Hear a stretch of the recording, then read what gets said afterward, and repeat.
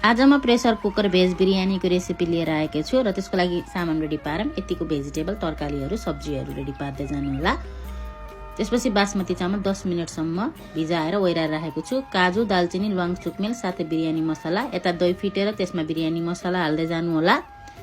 त्यसपछि थोरै गरम मसला, थोरै स्वाद अनुसार नुन, त्यसपछि थोरै काश्मिरी, त्यसपछि थोरै सब्जी मसला हालेर मजाले फिट्दै जानु होला। यतिको दही हालेर यतिको मसला रेडी भइसकेपछि यस्तो साइडमा राखिदिनु होला। त्यसपछि यता कुकरमा तेल हाल्दै जाने, थोरै घिउ हाल्दै जाने।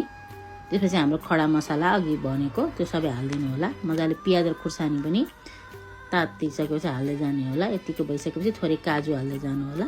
यतिको क्यारामलाइज भइसकेपछि थोरै जिन्जर पेस्ट, गार्लिक पेस्ट हालेर चलाउँदै जाने। त्यसपछि भेजिटेबल हाल्न सुरु गर्छौँ हामी।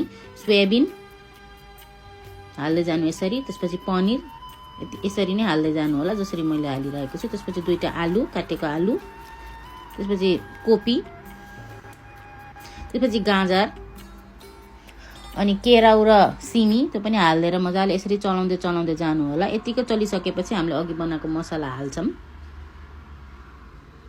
त्यसै पनि चलाउँदै जाने।